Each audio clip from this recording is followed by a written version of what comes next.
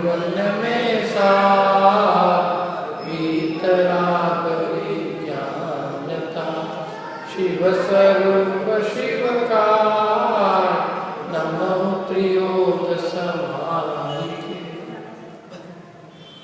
छेड़ाना की चौथी ढाल पर चर्चा चल रही है। अंतिम दोहा, उसकी पहले चर्चा की थी कि 12 व्रतों के 5-5 अतिचार हैं। ये उन 5-5 अतिचारों को नहीं लगाता है। जो व्रती होता है वो इन 12 व्रतों के 5-5 अतिचार को अपने जीवन में नहीं लगने देता है। ठीक है। और वो अतिचार कौन से 12 व्रतों के थोड़ा बहुत याद किया। अहिंसा व्रत के, वध, बंध, छेद, सत्यानुव्रत के,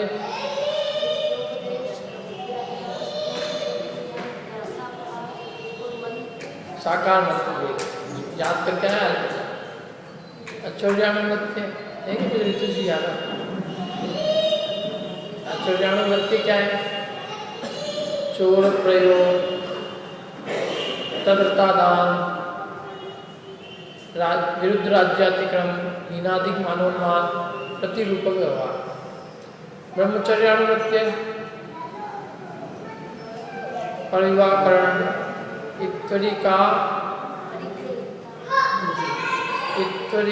परिग्रहिता गमन, ईश्वरिका अपरिग्रहिता गमन, अनंग पीड़ा, काम तीव्र अभिनिवेशा। ये ब्रह्मचर्य व्रत के विचार। परिग्रह परिमाण व्रत के अति वाहन, अति संग्रह, विस्मय, लोभ, अति भार वहनानी, ये परिग्रह परिमाण व्रत के। दिग्व्रत के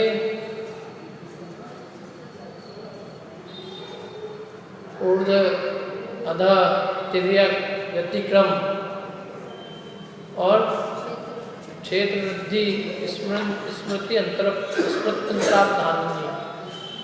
ये 5। ऐसे ही देशव्रत के हैं आनयन, प्रेष्य प्रयोग, उद्गल छेद, रूपानुपात, शब्दानुपात। अनर्थ दंड व्रत के कंदर, कोत्कुच्छ, मोखर्य, अति समीक्षाधिकरण, समीक्षाधिकरण हो, भोग परिभोग, अनर्थक क्या नहीं, अनर्थक के आवश्यकता से सामायिक, मन वचन कायदु प्रणिधान, अनादर, स्मृति, ऐसे सब अतिचार हैं। सामायिक के प्रोषोदप्रास के कुछ पढ़ के आने का काम नहीं। कल जो पढ़ाया था थोड़ा सा ही घर जाके 10 मिनट देख लेते। जो चीज छूट गई अपन ने जल्दी जल्दी में किए तो पीछे का अतिचार। प्रोषोदप्रास के अतिचार क्या है?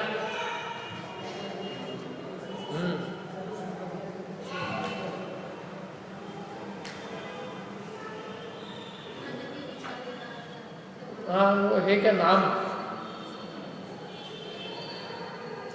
इसमें लिखे हैं सब।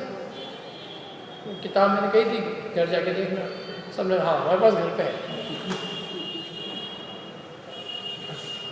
तो घर पे तो है लेकिन देखी कि नहीं देखी वो तो यहाँ तक मंदिर की चीज मंदिर के बाढ़ने तक गाड़ी में बैठे और खत्म का। घर जाके देखी थी नहीं।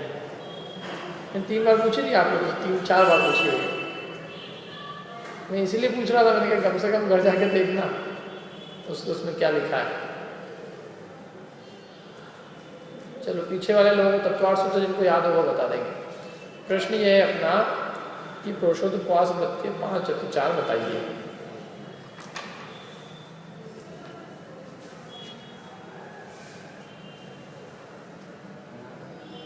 अनादर और स्मृति इसमें आएगा। तो धर्म कार्य को भूल जाना, आवश्यक धर्म कार्य को भूल जाना है। उसका नाम क्या दिया?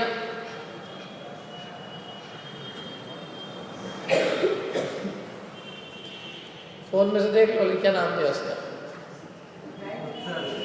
है उत्सर्ग और आदान। हाँ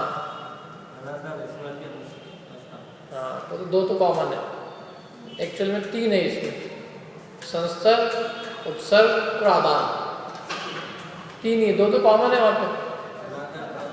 अनादर कॉमन है, स्मृत अंतर्धान नहीं कॉमन है। तो नहीं चलने दो ना, क्या हुआ? थोड़ा दिख रहा है थोड़ा सा अच्छे से, लोग सो रहे हैं कि जाग रहे हैं। तो 3 तो कॉमन है, देखो कौन सा? एक तो भूल जाना, ये जितने भी शिक्षण रहते हैं इनमें एक कॉमन अतिचार। सामयिक करते करते भूल जाओ, प्रोषोदोपास करते करते धर्म कार्य भूल जाओ, है कि नहीं? भूल जाओ, ये भूलना बड़ा अतिचार है। ये करते करते, पाठ करते करते भूल जाए।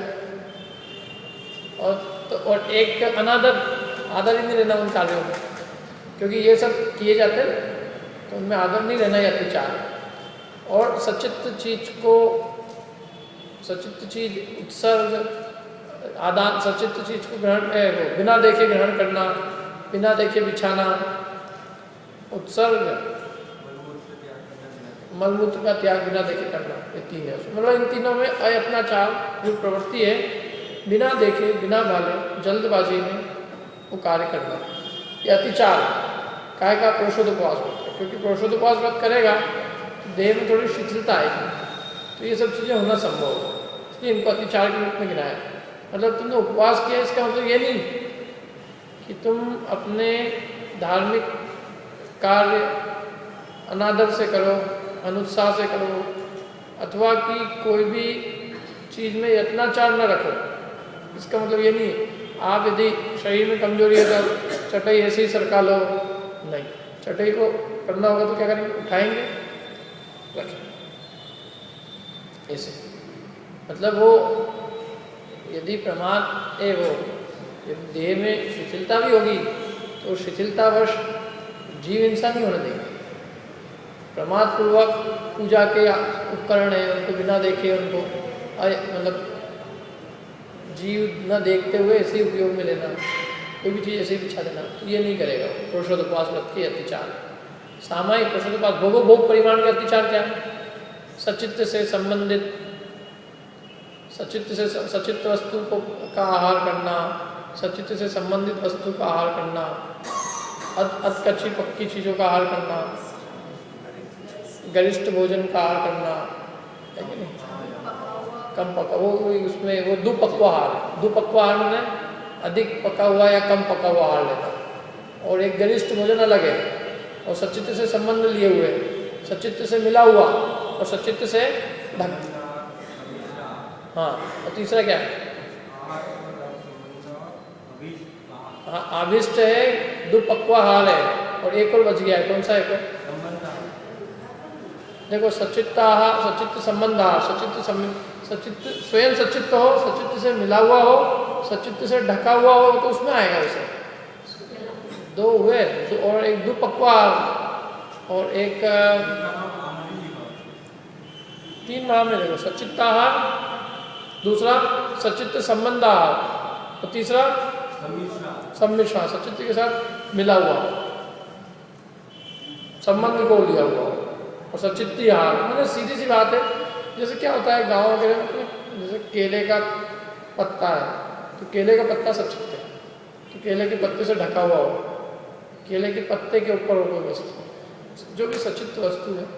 यानी मुनिराज जो लेते हैं, या भोग परिभोग वाला भी जो परिमाण करता है, तो वो सचित्त वस्तुओं का त्याग करते हुए करता है, सचित्त वस्तु को नहीं ग्रहण करता। वैसे सब सचित्त वाले चीज़ें के, अचित्त चीज ले सकता है सचित्त। सचित्त मतलब समझते, सचित्त और अचित्त, जीव सहित वस्तु को सचित्त कहते हैं। चित्त सहित वस्तु सचित्त है, और अचित्त, चित्त रहित, चैतन्यता जीव रहित वस्तु अचित्त है। तो जैसे ये जो हरी वनस्पति है, तो ये सचित्त है, और सूखा अनाज है वो अचित्त है। तो हरित काय की जो वनस्पति है तो उसको भी वो गर्म करके उपयोग में लेंगे। रस होगा तो उसको गर्म करेंगे, अनार के दाने होंगे गर्म करेंगे, सब्जी होगी तो उसको थोड़ा गर्म करेंगे तो वो अचित होगी, उसके बिना भी नहीं। अच्छा, अतिथि भोगो भोग परिमाण होगा, अतिथि समिभाग, उसके कौन कौन से अतिचार हैं? एक तो कालातिक्रम, अनादर, ईर्षा भाव से देना, 3 तो यही है? निक्षेप विधान मतलब वो ये है सचित्र के ऊपर, सचित्र से ढका हुआ हो और काल का व्यतिक्रम किया गया हो, अनादर भाव हो, दूसरे की वस्तु दूसरे की ऐसा कह के देना, मास्टर है, ये सब अतिचार है उससे। क्या क्या नाम है इनके? देखो बताता हूँ नाम क्या क्या है। एक्चुअली क्या ये रत्नीकरण शावकाचार का अलग है, नहीं ये जो है ना मेरे को जो रटेगा मैं तो वही बताता हूँ। देखो वो उससे क्या होता है, मेरे को सब कन्फ्यूजन होने लग जाता है कि ये वो है कि जो इसमें दिए आप तो वही लिखना, उसमें जो चाहिए सुन लो।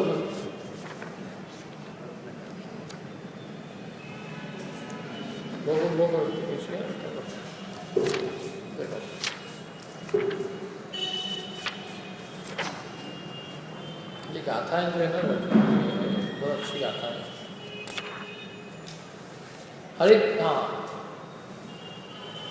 हरित विधान विधाने वे अनादर स्मरण और मत्सरत्वानि वैयावृत्तस्य एते प्रतिक्रमा पंच कथ्यन्ते। क्या है कहा? हरित विधान विधाने, हरित विधान माने सचित्र वस्तु से ढकी हुई चीज को देना, ये हरित विधान। हरित विधान माने सचित्र वस्तु है तो सचित्र वस्तु से ढक के कोई चीज देना, ये अतिचार। और सचित्र वस्तु के ऊपर रख के देना, ये भी अतिचार। अनादर से देना, दान को देना लेकिन अनादर से, अतिचार। मात्सर्य, इसके बाद स्मरण, देते देते ये भूल जाना क्या देना है, देने की विधि क्या है, भूल जाए, अन्य कार्य में लग जाए, देने योग्य द्रव्य को विधि को भूल जाए, स्मरण नाम का अतिचार। और अंतिम में मात्सर्य, अन्य दातार से ईर्षा करके देना, तो मात्सर्य नाम का अतिचार। ठीक, इस प्रकार से 12 वृत्ति अतिचार हुए। अब आगे क्या कहते हैं, हो गया ये सब? कुछ प्रश्न तो नहीं इसमें, देखना हो घर जाके। अब आगे बढ़ते हैं। 12 व्रत के अतिचार पन पन न लगावे, मरण समय संन्यास धारत सुदोष नशावे। व्रत पाल स्वर्ग सोलम उपजावे, कहते जय नर जन्म पाए मुनिवे शिव जावे। 12 व्रत के अतिचार पन पन न लगावे, माने 12 व्रतों के 5-5 अतिचार को नहीं लगाता।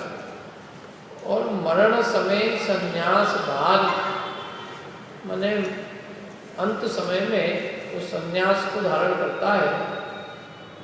और तसु दोष नशावे, माने जो कोई पूर्व में अतिचार लगे भी हो, उन अतिचारों के जो भी दोष हुए हो उनका भी वो नाश करता है। समाधि मरण धारण करके, संन्यास धारण करके, जो भी पूर्व काल में व्रतों में जो दोष लगे उन दोषों का भी वो, उन दोषों को भी क्या करता है, नाश करता है। या यूँ कहें समाधि धारण करता है इसलिए वो दोष नष्ट हो जाते हैं, या समाधि धारण करते हुए उन दोषों का भी नहीं होने देता, ये उन दोषों का नाश करता है। तस दोष नशावे, ये लेना, ये अटेंडेंस रजिस्टर जो न्यायवाद। और ये हुआ 12 व्रत के अतिचार पन न लगावे, मरण समय संन्यास धारी तसु दोष नशावे। यो श्रावक व्रतपाल, इस प्रकार से वो श्रावक के व्रतों को पालता हुआ, यानी कैसे पालता है वो, कि श्रावक के व्रतों को अंगीकार करता है, उनके अतिचारों को नहीं लगने देता, और अंत में संन्यास धारण करता है। और संन्यास धारण करके और जो बचे कुचे दोष हैं उन दोषों का भी नाश करता है। या यूँ कहें पूर्व में जो कोई दोष लगे हैं उन दोषों को संन्यास के द्वारा नाश करता। ऐसा शावक व्रत पालता हुआ स्वर्ग 16 उपजावे अर्थात 16वें स्वर्ग में उत्पन्न होता है। न केवल 16वें स्वर्ग में उत्पन्न होता है, तहते चय वहां से च्युत होकर नर जन्म पाए, मनुष्य भाव पाकर मुनि होकर शिव जाए, मोक्ष चले जाए। क्या एक भाव एक्स्ट्रा लगा, लेकिन निर्दोष रीति से व्रतों का पालन किया, 16वें स्वर्ग में गया, वहां से भी मनुष्य हुआ और बराबर मुनि हुआ, मोक्ष। कितने भाव ज्यादा लगे? एक एक्स्ट्रा भाव। यदि वो एक प्रतिमा का भी पालन करे, एक प्रतिमा का भी, लेकिन कैसा होना चाहिए? निर्दोष, और अंत में समाधि मरण। तो निर्दोष पालन हो, समाधि पूर्वक मरण हो, तो वो 16वें स्वर्ग पहुंच जाएगा, और वो 16वें स्वर्ग से यहाँ आके मुनि होकर मोक्ष चले जाएगा। माने उसके भी अधिक भाव नहीं है, 3 भाव है। यदि सम्यक दर्शन सहित व्रतों का धारण करे और व्रतों को धारण करते हुए अंत में समाधि पूर्वक देह छोड़े, तो वो जीव भी तीसरे भाव का उल्लंघन नहीं करेगा, यदि सम्यक उसका कायम रहे तो। सामान्य नियम बता रहे, अधिक भी हो सकते हैं, लेकिन जनरल बात कर रहे हैं। इसलिए जो आकुलता होती है ना, बहुत जल्दी आकुलता, वे अपने को तो क्या करना, तो मैं कहता हूँ कुछ नहीं, जो तुम जितना कर रहे हो तो भी तुम्हारे 3 भाव में मोक्ष की गारंटी है, यदि इस विधि से भी तुमने काम कर लिया तो। समझ लो इस भाव में हमने महाव्रत न धारण कर पाए, और वो महाव्रत धरी सको ना ही निबल तन मेने गयो। अपना देह कमजोर है, परिचय सहने की स्थिरता नहीं है, परिचय सहने की सामर्थ्य नहीं है, इतना राग नहीं घटा कि महाव्रत अंगीकार कर सके, तो भी बहुत दिक्कत नहीं है। यदि ये सम्यक सहित अणुव्रत भी धारण करे तो भी इस जीव की तीसरे भाव में मुक्ति है।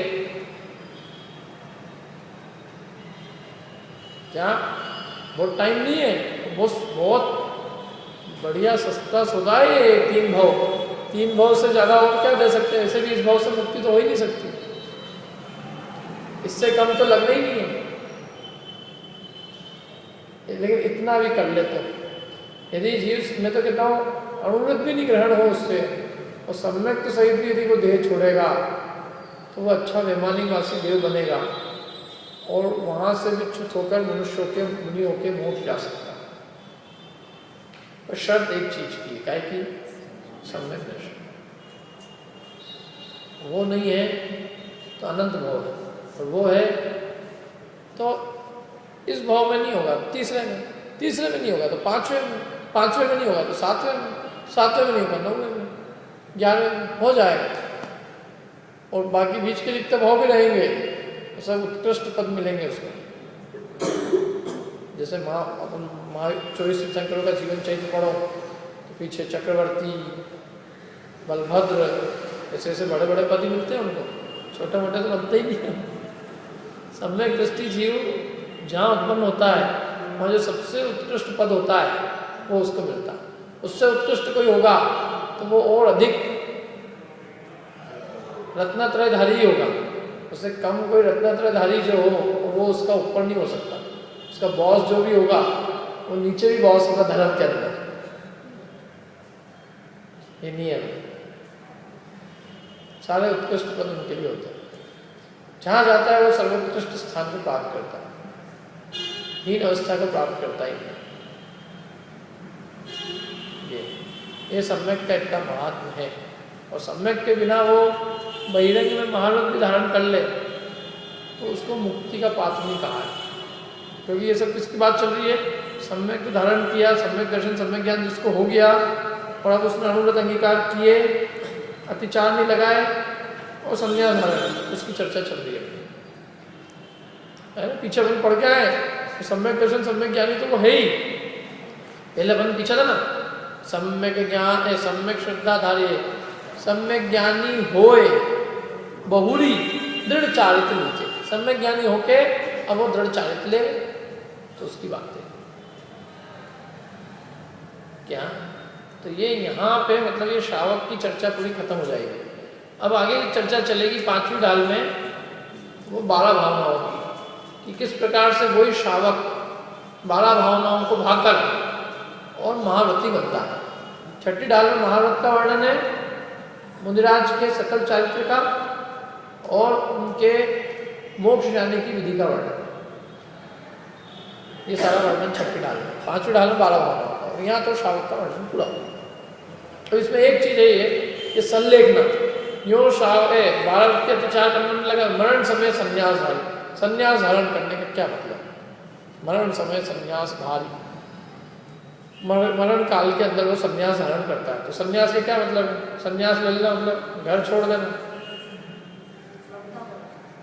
संन्यास का क्या मतलब, संन्यास सन्यासी हो गए तो कपड़ा चेंज कर लेते, भगवा कपड़ा पहन लेते, सन्यासी जी सन्यासी जी। क्योंकि लोग क्या सन्यासी जी किसी भी बोल देते हैं। फिर मेरे कॉलेज में था तो मैं केवल रात को नहीं खाता था, 2-3 चीज़ें थी मेरे, और कपड़े सिंपल पहनते, तो सब लोग ही कहते थे त्यागी जी सन्यासी जी।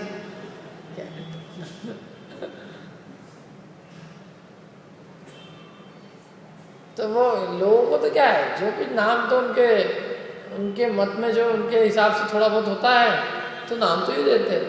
जैसे सन्यास धारण करना मतलब कुछ नहीं, कपड़े बदल लो सन्यास हो गया, भगवा कपड़े पहन लिया सन्यास हो गया,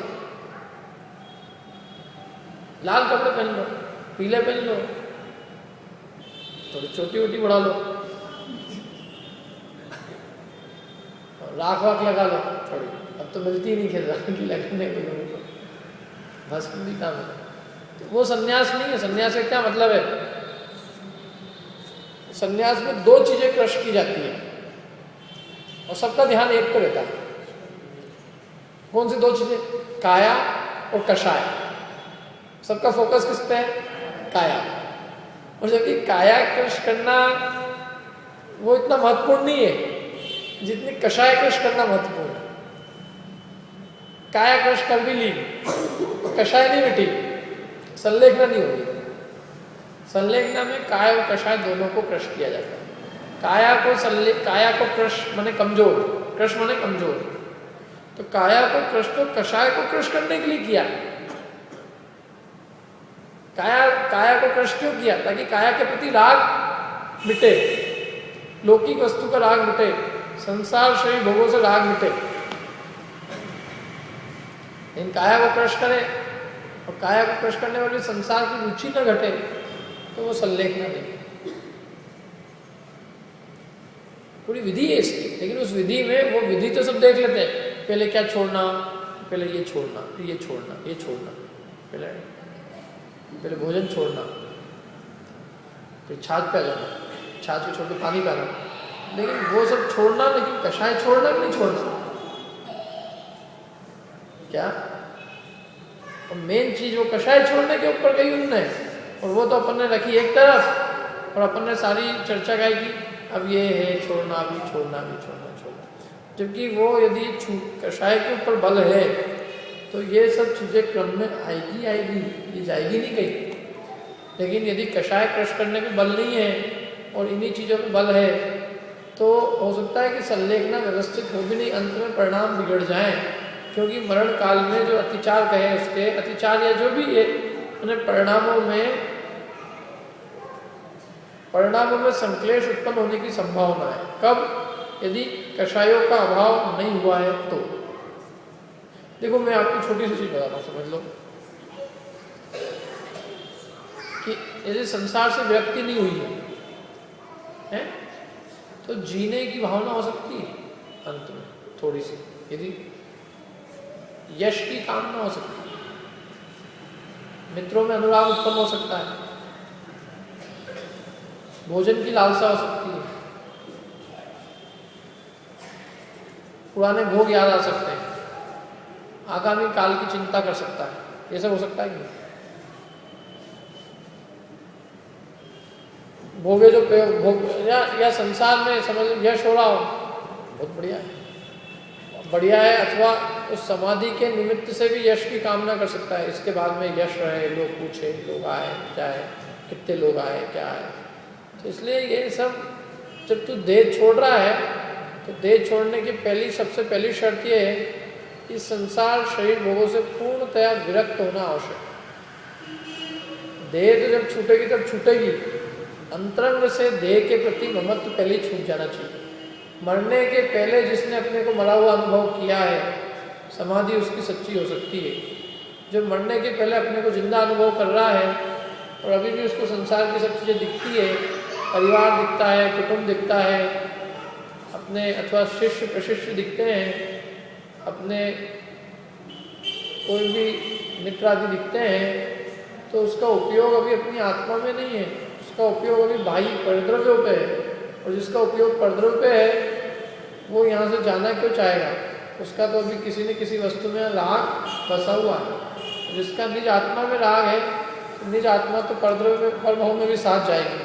और परभाव में साथ है तो मेरा कुछ जाता ही नहीं, मेरा क्या बिगड़ रहा है?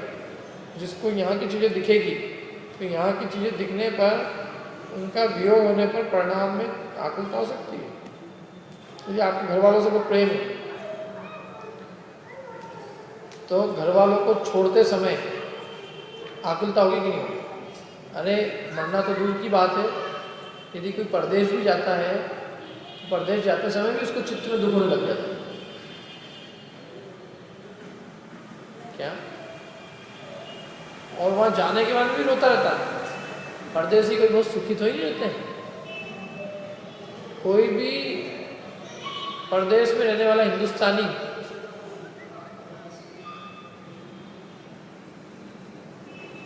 क्या कभी भी वहाँ का नहीं हो पाता। वो हमेशा उसके चित्त में वियोग सताता रहता है।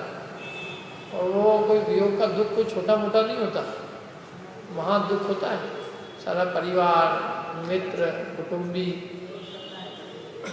और कुछ वो हो भी जाए अच्छा तो जंगल में मोर नाचे देखे क्या, किसको दिखाए, क्या करे?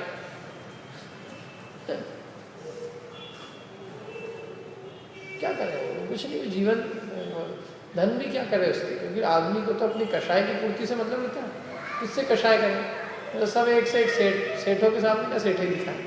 यहाँ दिखाए सेठे का, तो दिखाए भी किसको, क्या करेगा? और दूसरी बात कि निरंतर दाह मची रहती ना अंदर वियोग की, तो इसलिए वो कहते हैं कि तुम राग लेके मत जाओ। यदि तुम राग लेके जाओगे तो वहाँ सुखी नहीं रह सकते। यहाँ राग पूरा टूटना चाहिए।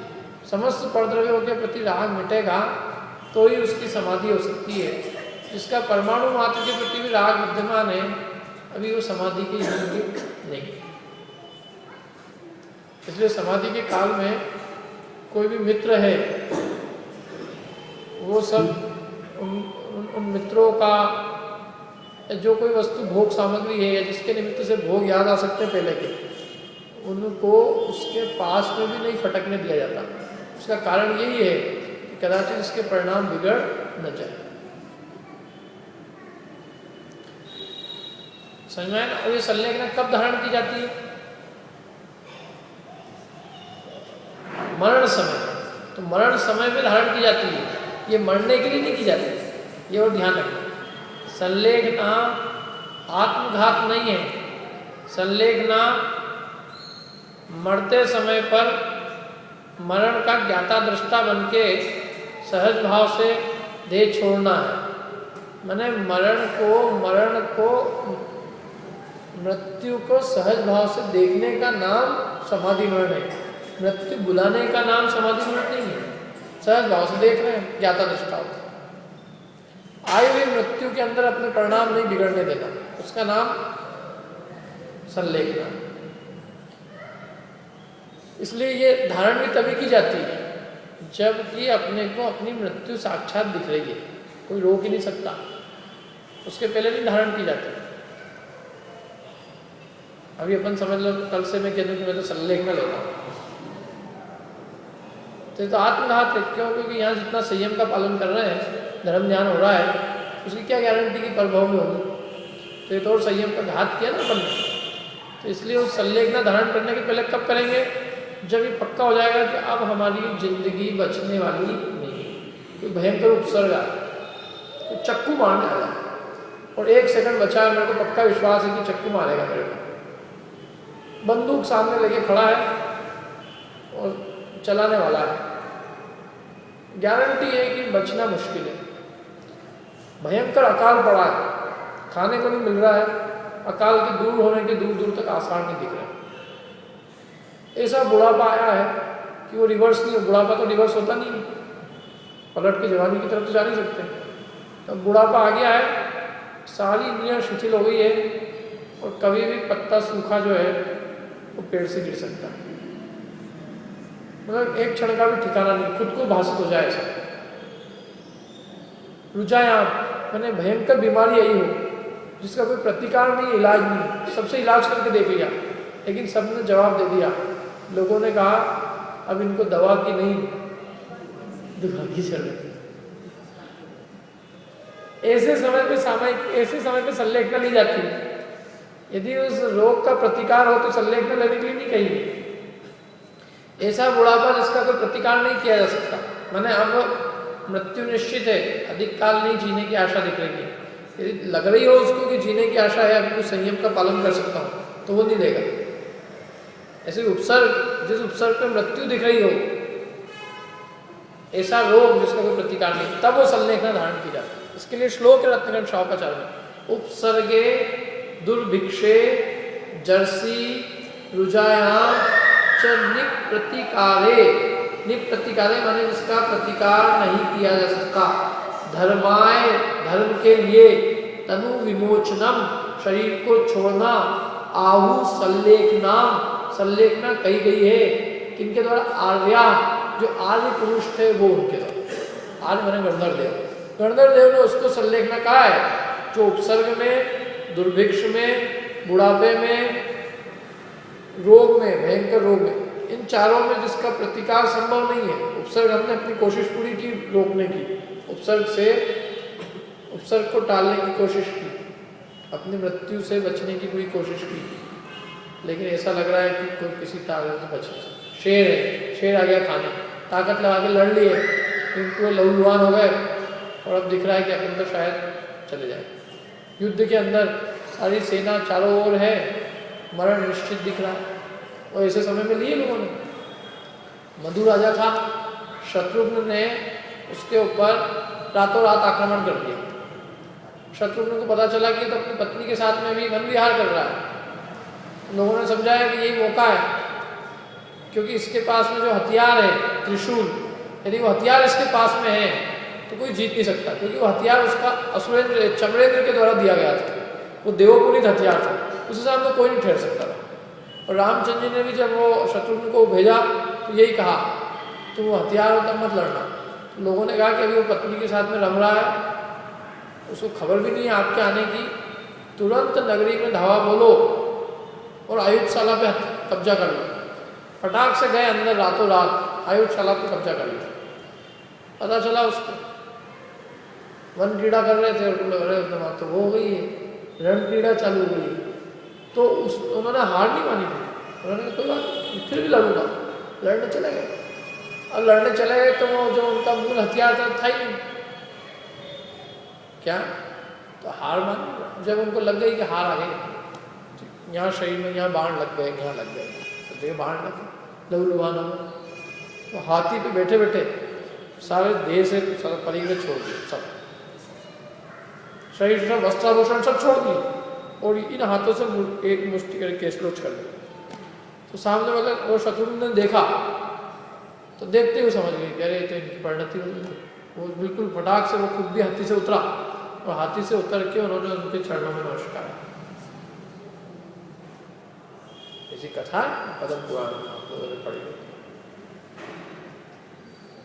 ये है संलेखना का अवसर। उन्होंने कहा, और उन्होंने तो अपने जो भी उस काल को उनका चिंतन पढ़ो, इतना आनंद आ जाए कि मैं मूर्ख था, विषयों की गर्त में डूबा रहा, मैंने इतना काल यूँ खो दिया मनुष्य भाव का, अब सामने मृत्यु नजदीक आ गई है, अब कुआं लगने में चेतने से क्या होगा। तो ऐसा विचार करके उन्होंने कोई बात, जितना हो सकता उतना सकता, मैंने युद्ध के मैदान में उन्होंने हाथों से केशलोच करना चाहा। ऐसे उदाहरण कम है, लेकिन ऐसे है कि नहीं, ये सल्ले के हकाल कि भाई कोई इलाज नहीं दिख रहा, आप सामने खड़ी है।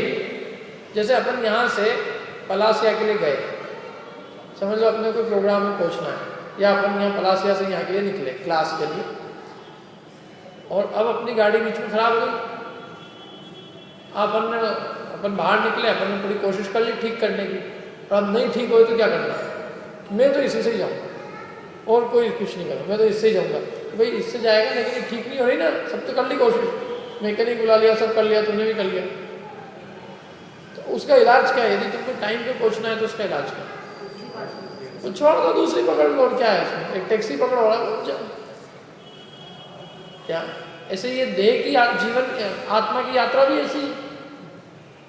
जब ये देखा कि सारे ये गाड़ी खराब हो गई है, तो सारे अस्थि पुंजर अपन ने पूरी कोशिश भी कर ली, ठीक नहीं हो रही है, कि नहीं मैं तो इसी में ही रहूँगा, तो रहेगा तो जाने ही क्या होगा भाई। अब ये जाने लग गई है, खराब हो गई है, अपने कोशिश करके देख ली, नहीं ठीक हो रही है, तब क्या करो, छोड़ो इसको, दूसरी पकड़ लो।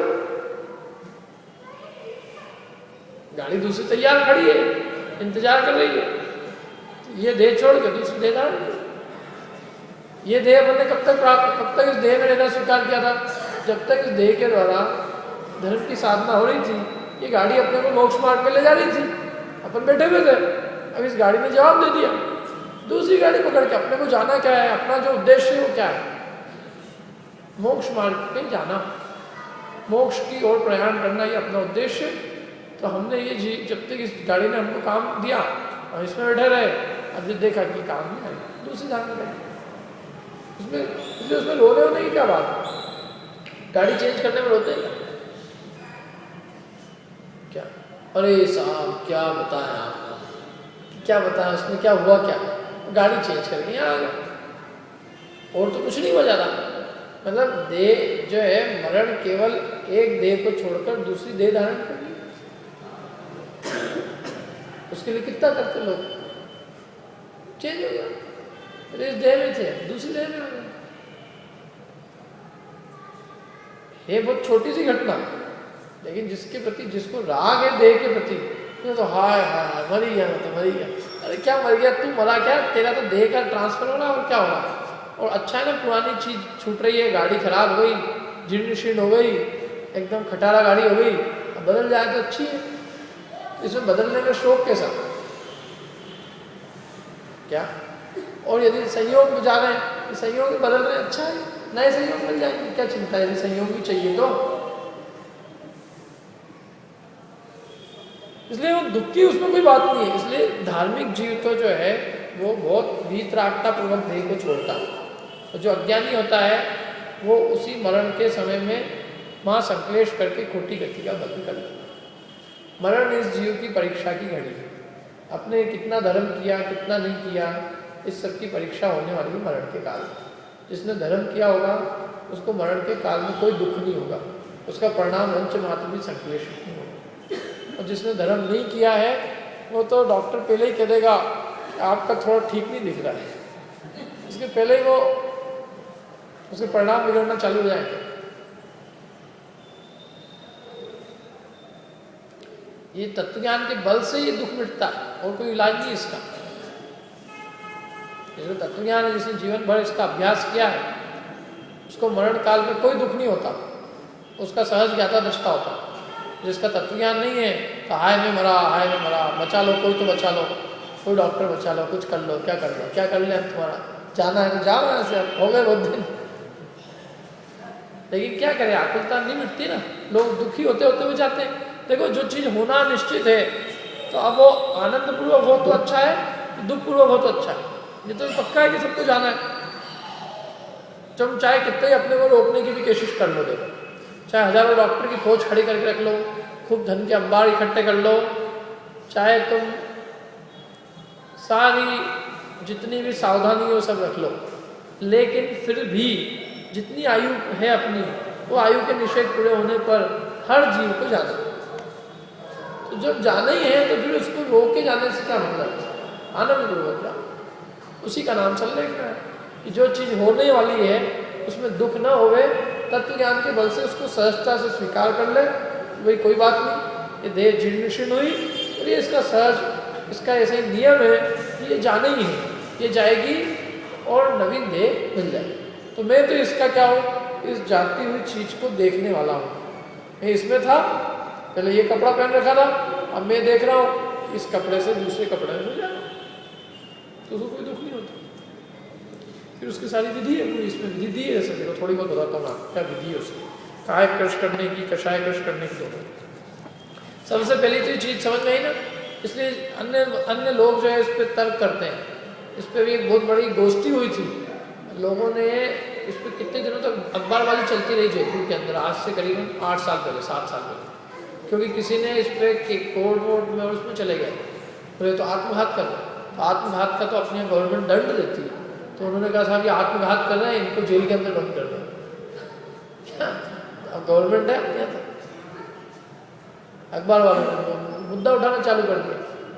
तो फिर उसके बाद में ये आगम के आधार पर उसका समाधान हुआ कि भैया ये आत्मघात नहीं है, ये वास्तव में जब जो जीव जा रहा होता है तो वो जाते समय अपने वितराग परिणामों से जाए, सुख शांति से जाए, उसके लिए।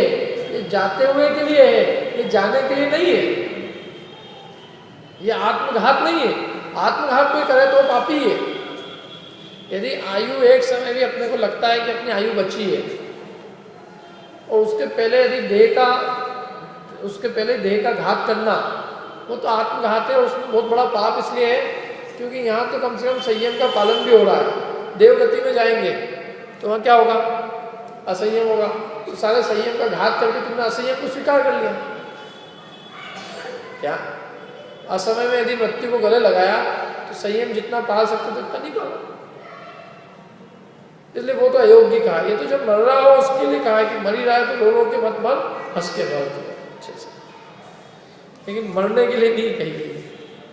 देखो अभी पहली गाथा हुई, अब दूसरी गाथा जो मैंने बोली ना, अंत क्रियादिकरणम तप फलम सकल दर्शन स्तुते तस्मात् यावत युवम समाधि मरणे प्रयतितव्यम। मतलब अंत क्रिया मतलब अंत की क्रिया, वो जो है वो सारे तप के फल को, सारे मैंने सारा तप का फल, उस तप के फल का आधार क्या है, संन्यास मरण। ने जितना जीवन भर धर्म किया है वो धर्म जो है परभव में साथ ले जाने के लिए आधार कौन है, समाधि मरण। यदि संक्लेश पूर्वक मरण किया तो वो यहाँ का धर्म यही कहीं परभव में साथ ले जाने वाला। शास्त्रों में आता है यदि जीव एक बार भी समाधि पूर्वक मरण कर ले, सम्यक दर्शन पूर्वक मरण कर ले, तो उसकी मुक्ति अंतकाल में निश्चित है। समाधि पूर्वक मरण करने का मतलब ये है कि सम्यक दर्शन से, सम्यक दर्शन के बिना समाधि मरण होता ही नहीं। एक चीज और ध्यान रखें, वो मंद कषाय पूर्वक है, गति अच्छी सुधरेगी, लेकिन मोक्ष का वो नहीं है। समाधि उसी की होगी सच्ची जिसको देह और आत्मा का भेद विज्ञान होगा। देह आत्मा का भेद विज्ञान होगा तो उसके लिए सहज एक प्रक्रिया है, उसका ज्ञाता दृष्टा है। जिसको देह और आत्मा का भेद विज्ञान न होगा तो उसके अंदर में परभव की कांक्षा, क्या विषयों की कांक्षा, कुछ न कुछ उसके अंदर भी बनी रहेगी, यथार्थ नहीं हो सकता। तो ये तो क्या स्तुति की है, और आगे क्या कहते हैं आप देखो इसको। अब इसकी त्यागने की विधि क्या है, संन्यास धारण करने की विधि क्या है। स्नेह, हम सबसे पहले स्नेह छोड़े परिवार वालों से, सबसे वेरम, वेर भाव छोड़े। किसी से लड़ाई झगड़ा हो उसके पास जाए, उससे अपना वेर शांत कर ले। यदि उससे कुछ लेना देना बाकी हो तो हाथ जोड़ के उसको दे दे और उससे माफ़ी मांगे, भैया इतने दिनों तक हमने गलती से आपका धन रखा, हमें माफ़ कर दो, हमारा अपराध क्षमा करो, हमें आपसे कोई गिला शिकवा नहीं है, हमने आपको क्षमा किया, आप हमको क्षमा करो। वेर नहीं रखे। यदि वेर रख के मरेगा तो अभी रील अगले संभव हो जाएगी। स्नेह, हम वेरम, संगम, सब परिग्रह छोड़ दे, सारा परिग्रह पहले ही बांट दे। ऐसा नहीं कि नहीं बाद में देख लेंगे जो होगा, नहीं। यदि वो किसी, समझ लो किसी चीज़ का अध्यक्ष है, मंत्री है, कोई चीज़ उसकी जिम्मेदारी है, तो तो वो बराबर उस पद पे किसी को, योग्य व्यक्ति को देकर फिर निराकुलता से मर गया। इसका मतलब क्या आखिरी समय तक किसी को नहीं देना? मतलब ये कि क्यों दो क्या तो क्यों दो, मतलब मरते तब तक नहीं दो, बाद में पीछे जो होना होगा, मरेंगे कटेंगे लड़ेंगे उनका होगा। मेरा तो क्या जाएगा, मेरे पिताजी का क्या जाएगा, लड़ेंगे तो वे लड़ेंगे। तो तेरे को कितना तीव्र राग है, मैंने तेरे 5 मिनट पहले तू लिख दे, कितनी देर लगती है? अरे अपने सगे बेटे को ही बना देना। नहीं, बेटे को बना दूंगा तो मेरे को कौन पूछने आएंगे? ये इतने सारे जो मरते समय जो पूछने आए हैं, तो मैं अध्यक्ष इसलिए पूछने आए, तो कौन पूछने आए यहाँ पे? पंडित जी आपको मालूम नहीं बोले, ये सब पद का खेल है। जब लाल गाड़ी चली जाती है तो कोई चपरासी भी नहीं पूछता। ये बात सही है, लेकिन इसका फल में गति बिगड़ जाएगी ना। अब गति जो भी बिगड़ जाए, कम से कम मरते समय इतने लोग तो आ रहे हैं।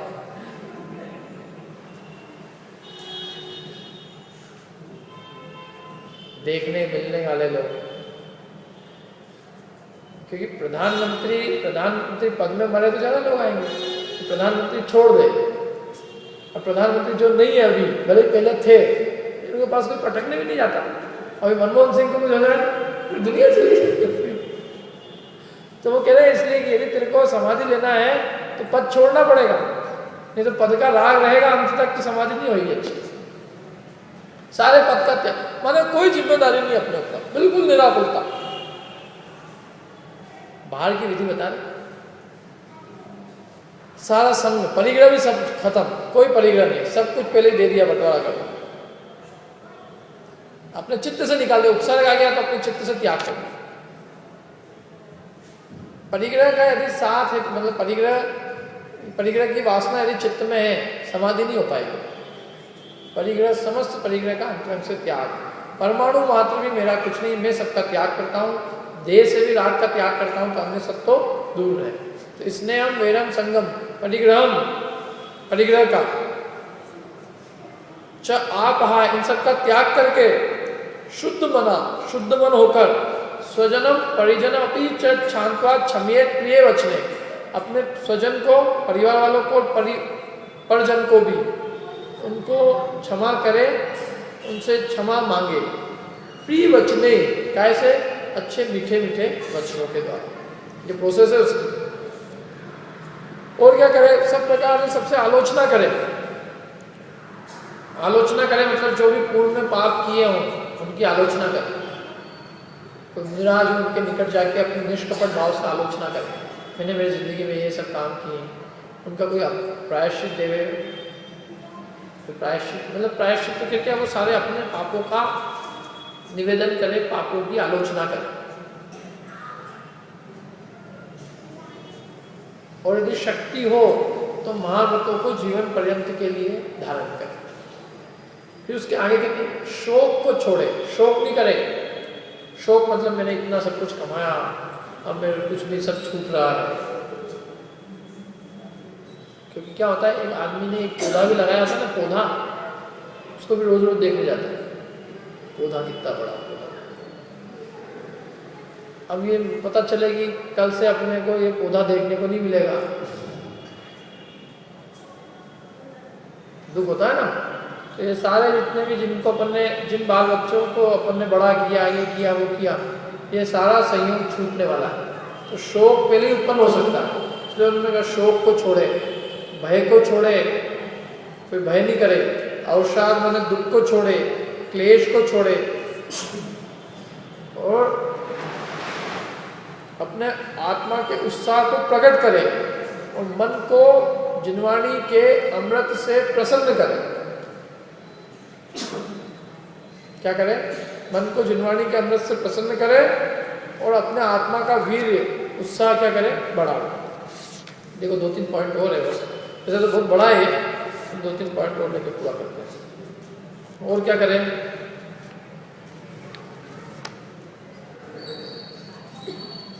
जो हुई 126।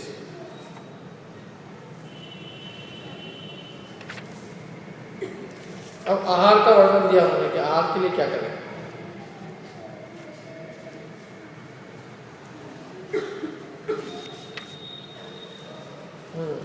अब देखो आहार की विधि है, ये तो अपन ने सब परिणामों की बात करी। सबसे पहले आहार छोड़े, फिर आहार छोड़ के स्निग्ध, स्निग्ध माने जल नहीं, स्निग्ध माने चिकनी चीजें, दूध है वो उस पे आए, दूध वगैरह जो चिकनी, फिर उस पे आकर फिर उसको भी छोड़े और फिर क्या पे आ जाए, छाछ होती है, छाछ क्या कहते हैं उसको, इसमें क्या दिया देखे,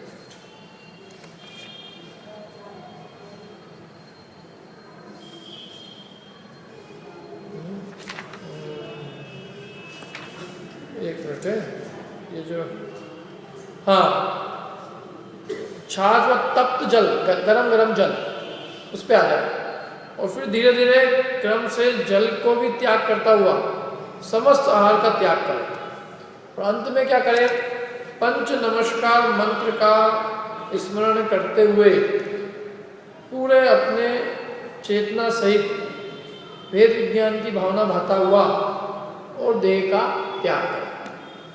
ये है उसके लिए, ये क्रम से इस क्रम से त्याग हो। पहले आहार, आहार से कहाँ पे आया वो, स्निग्ध दूध पे, फिर दूध आदि को भी छोड़ के छाछ पे, छाछ से गर्म जल है, छाछ गर्म जल, फिर गर्म जल भी धीरे धीरे छोड़ते हुए और पंच नमस्कार मंत्र में अपने उपयोग को लगाता हुआ, नमोकार मंत्र में वेद विज्ञान की भावना भाता हुआ देह को छोड़। इसके 5 अतिचार दिए सल्लेख में, देखो सुनो कौन कौन से। जीने की हो न कांक्षा, यदि जीने की इच्छा रहे उस समय, समझ लो मर रहा है, मरना पक्का है, कैंसर हो गया लास्ट स्टेज में, बिल्कुल मरना पक्का है, लेकिन अभी भी जीने की इच्छा हो, भले वो समाधि भी धारण कर ले, लेकिन उसके मन में भावना हो थोड़ा और जी जाता तो और थोड़ा अच्छा हो, मरते समय भी जीने की यदि इच्छा होए तो संलेखना नहीं होगी। अथवा किसी को बहुत तीव्र वेदना हो और वो मरने की इच्छा करे, मैं तो जल्दी मर जाऊँ, तो भी अत्याचार है। और भय हो, भय करना मतलब पता नहीं मरण में कितना दुख होगा, कैसे सहूंगा, क्या मतलब आगे हो कितना दुख होगा, पता नहीं कितनी पीड़ा होगी, ऐसे भय होना वो भी अत्याचार।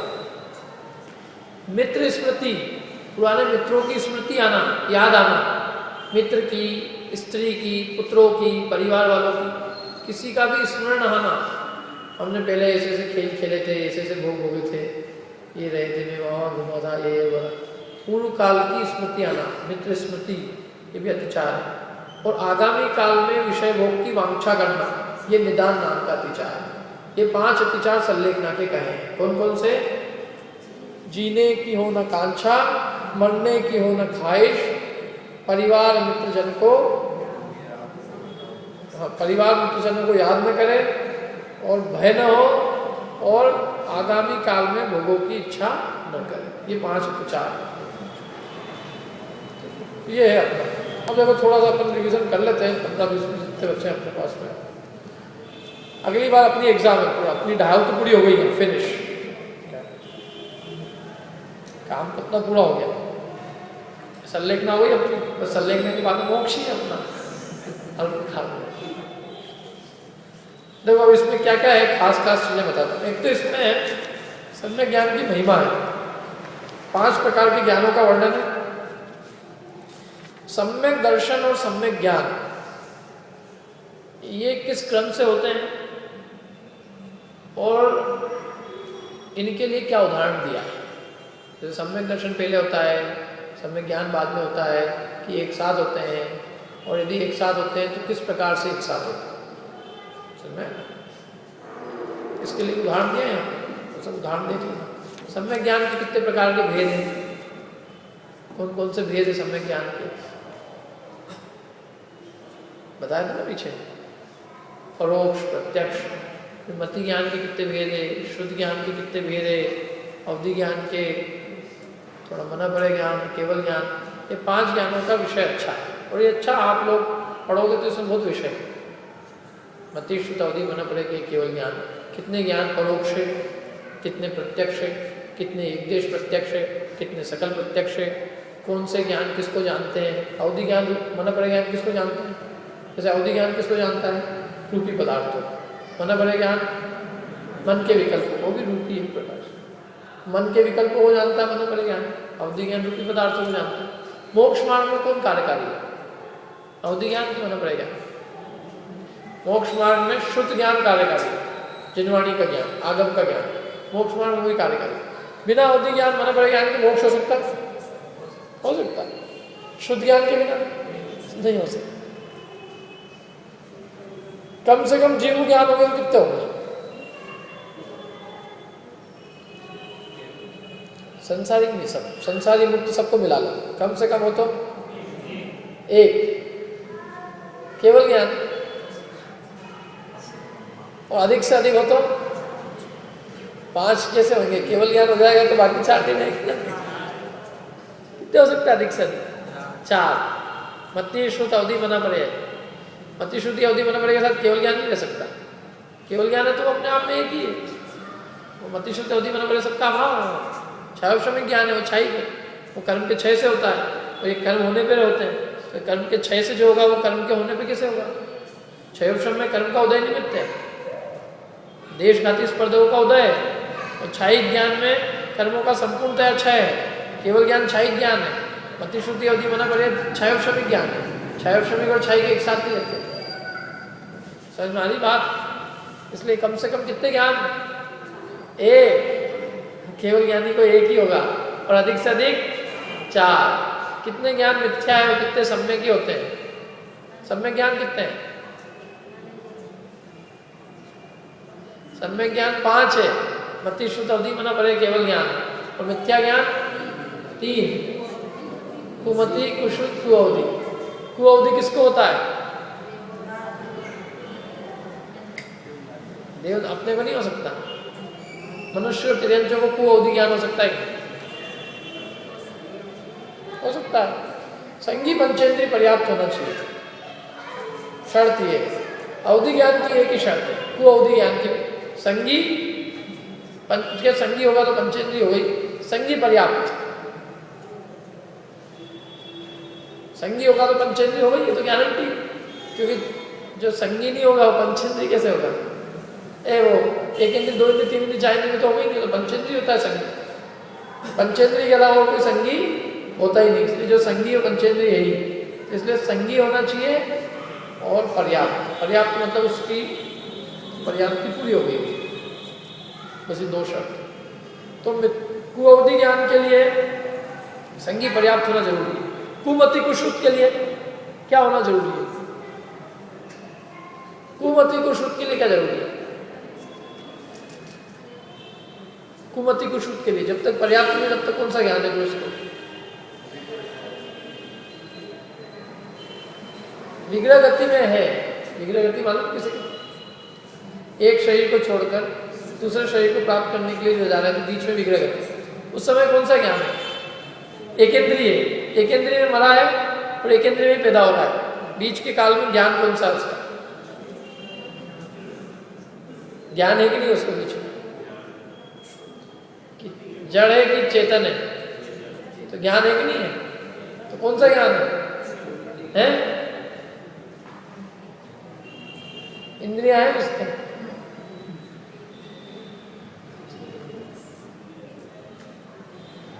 तो ज्ञान है कि नहीं है? इंद्रिय नहीं तो ज्ञान कैसे? मति ज्ञान भी इंद्रिय और मन के निमित्त से होता है। इंद्रिय और मन तो है कि नहीं, उसके भी मति ज्ञान तो है। भले इंद्रियां द्रव्येंद्रिय नहीं है, भावेंद्रिय उससे भी उसके मति भी है और शुद्ध भी। ये दोनों साथ ही रहते हैं, इनका जोड़ा है। एक के बिना दूसरा नहीं, दूसरे के बिना एक, दोनों साथ ही होते हैं, मति और शुद्ध ज्ञान। इसलिए उसको जो ज्ञान है कौन कौन से? कुमति और कुशुद्ध। वो विग्रह गति में भी जड़ हो जाएगा नहीं तो जीव। ज्ञान तो 5 ही है और 3 को ज्ञान है, कोई तो रहेगा ही उसको, और मति शुद्ध ज्ञान साथ रहते हैं। इसलिए ये तो सब संसारी जीवों को हमेशा रहते ही है। तत्काल सूत्र में सूत्र है, सर्वे सबको है।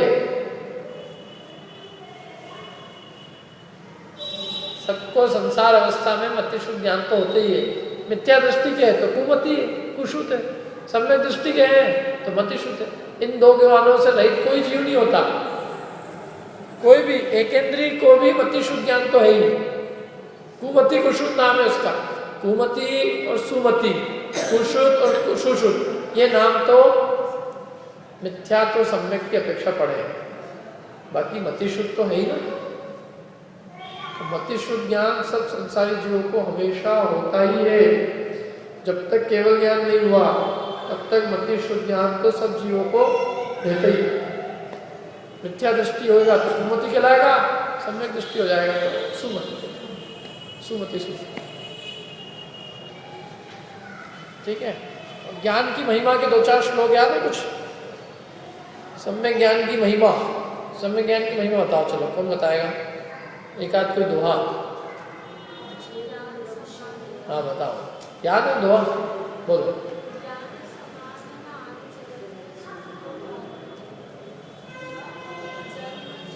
ई परमामृत जन्म जरा मुक्ति रोग निवारण।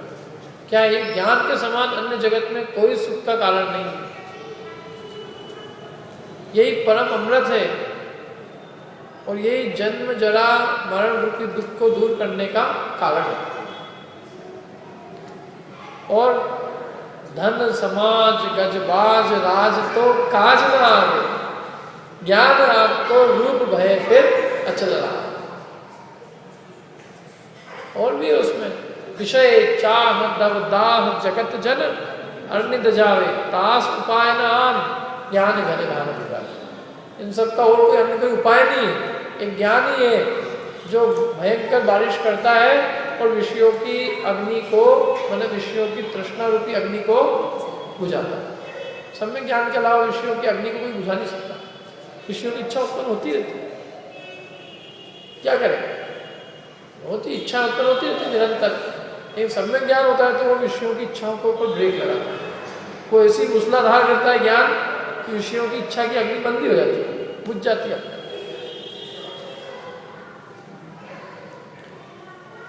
और सम्यक ज्ञान की और महिमा बताई थी। मुनि व्रत धार अनंत बार रे वे को बिचायो, पे निज आत्म ज्ञान बिना सुखलेश। तो सम्यक ज्ञान की प्राप्ति के लिए क्या करें फिर? ताते जिनवर कथित तत्व अभ्यास करीजे, जिन्हें भगवान के द्वारा कहे गए तत्वों का अभ्यास करो और संशय विभ्रम मोह को त्यागो और अपने निज स्वरूप को देखो, आपो लख लीजिए।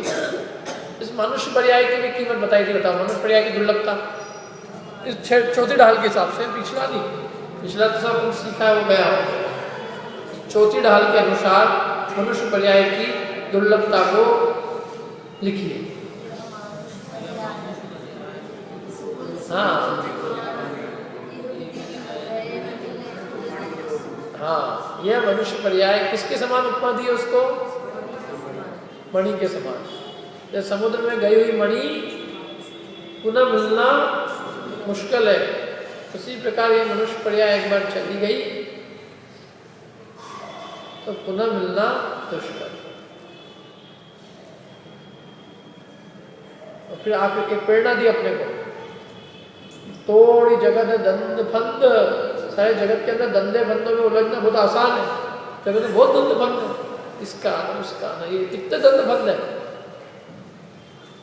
इसलिए उन्होंने एक प्रेरणा दी अपने को कि भैया तोड़ी जगत तोड़ी सकल जगत द्वंद फंद निज आत्म ध्यान। पुण्य पाप के फल में मन मजे ले, पुण्य पाप के फल को मत भोगो, अपने निज आत्म स्वरूप को जानो।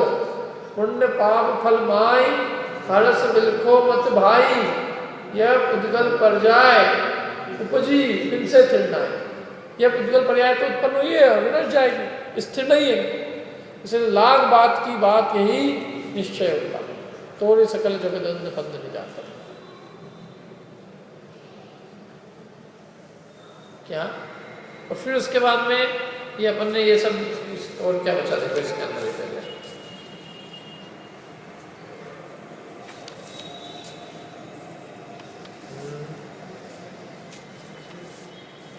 हाँ, ये कथा और जितने पहले शिव गए मोक्ष गए वो सब किसके प्रभाव से गए?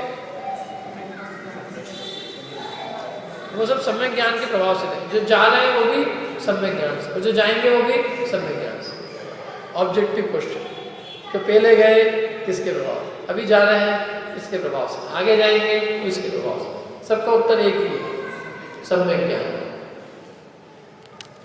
फिर ये 12 व्रतों की चर्चा अपन ने की है जो अपनी बहुत लंबे समय से चल रही है।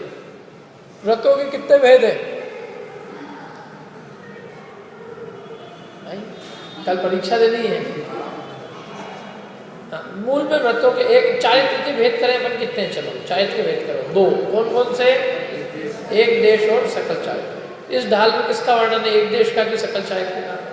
एक देश चारित्र। उसका अधिक गुणस्थान होगा एक देश चारित्र का, तो कौन सा होगा? 5वां। वो एक देश चारित्र लीजिए, तो एक देश चारित्र धारण करता है तो उसे कितने व्रतों का वर्णन है यहाँ पे? इस चौथी ढाल में कितने व्रतों का वर्णन है? 12 व्रतों का। 12 व्रतों के नाम बहुत खास आए हैं। 12 व्रतों के नाम तो सबको याद ही होंगे। 12 व्रतों का वर्णन एक एक लाइन में 6 ढाला के हिसाब से। त्रस हिंसा को त्याग, वृथा था वर्ण सहारे, अहिंसा व्रत की बात होगी। त्रस हिंसा का त्यागी और व्यर्थ में स्थावर जीवों की हिंसा नहीं करता। असत्यानुव्रत, दूसरों के वध करने वाले, कठोर निंद वचनों का उच्चारण नहीं करता। देखो मैं आपको एक खास ट्रिक की बात बताता हूँ। यदि आपको इसमें अच्छे से अच्छे नंबर लाना हो तो आप इस ढाल को रट लो, कोई दिक्कत नहीं। यदि आपने ढाल भी रट ली और आपने ढाल की पंक्तियाँ लिख दी तो बहुत सारा काम तो आपका हो जाएगा। उस व्यक्ति को 80 नंबर से कम नहीं आएंगे उसको ढाल रटी हुई। तो नहीं घर जाके आज यही काम करना दिन भर अभी जाते। एक 6 ढाला की मैंने एक वो भी दी थी आपको, कैसेट दी थी कि नहीं दी थी? नहीं दी थी कैसेट। मैंने 6 ढाला कैसेट नहीं दी आप लोगों को अभी तक। ये तो बहुत बड़ी गलती हो गई मेरे से। 6 ढाला की आप काम करते, चलो वो कैसेट आपको मैं, अब वो क्या है, वो कैसेट वाली कैसेट है बहुत पुरानी। उस कैसेट को बनवाना पड़ेगा पहले CD में। ये कैसेट तो किसी के पास हो गई नहीं, अब कैसेट प्लेयर तो गई पुरानी जमाने की। तो बहुत अच्छी कैसेट है वो, वहाँ घर से गवाया है किसी ने, मतलब गाने वाली बहुत अच्छी थी वो। तो वो उसकी पंक्तियाँ वगैरह इतना मार्मिक है वो, जोरदार है, उसकी धुन वगैरह सब बढ़िया है। और सुनो रोज रोज तो याद हो जाएगा। ठीक है, अभी अच्छी याद ही, चलो इसके बाद करते हैं कुछ। तो वो सुनना आप, तो ढाल याद कर ली तो बहुत कुछ काम हो जाएगा। इसमें एक एक पंक्ति परिभाषा दी तो अपन यूँ कितनी रामायण बात चलेंगे तो शब्द नहीं आ पाए। तो 12 व्रतों की संक्षेप में परिभाषा आएगी। और अपन ने 12 व्रतों के अतिचार भी पढ़े, वो भी आएगा। संलेखना के बारे में आएगा, संलेखना के अतिचार वगैरह ये सब। और भी किसी को कुछ पूछना हो एग्जाम के बारे में तो अभी अपनी क्लास होने के बाद में वो पूछ लें। अभी भी कुछ पूछना हो तो पूछ लो, अपना टाइम हो गया आपके पास। पूछना है किसी को? ये 12 व्रतों को, ये गुण व्रत को गुण व्रत क्यों कहा है, शिक्षा व्रत को शिक्षा व्रत क्यों कहा है, अनुव्रत को अनुव्रत क्यों कहा है, ये सब देख लेना। और बताऊं, देखो अनर्थ दंड व्रत के 5 भेद कौन कौन से हैं बता देना। अनर्थ दंड व्रत का अच्छा वर्णन है इसके अंदर, क्योंकि इसमें 3-3 पंक्ति में अनर्थ दंड का व्रत। देखो अनर्थ दंड व्रत का, काल की धन हानि किसी जय हार चिंते सवे देन शोभ दे। 5 प्रकार के भेद हैं तो उनका कितनी वर्णन? 1 2 3 4 5 6 लाइन बोलो। मैंने अहिंसा व्रत का वर्णन 1 लाइन में, त्रस हिंसा को त्याग रथा था वर्ण सार, सत्य पर्वत का कठोर निंद नहीं वह चाले, जल मृतिका वनाई और कछ गए रखा है। और निज वनिता में सकल नायक से रहे। तो एक एक लाइन में ही है, तो वो 6 लाइन, 6 लाइन वाला क्वेश्चन तो पूछेंगे। तो सबसे खास है कि अनर्थ दंड, इसलिए अच्छे से करके आना अनर्थ दंड। और भी जो अपन ने पढ़ाया था अनर्थ दंड के बारे में, किसको अनर्थ दंड कहा था, वो सब देख लेना। क्या तो बाकी तो इसमें और कुछ है ही नहीं वैसे इसका। तो सबसे रोचक ढाल ही, और अगली वाली और इससे रोचक आएगी। ठीक है, और कुछ हो तो इसके बाद पूछ लेना। अभी अपना, अभी तो अपन क्लास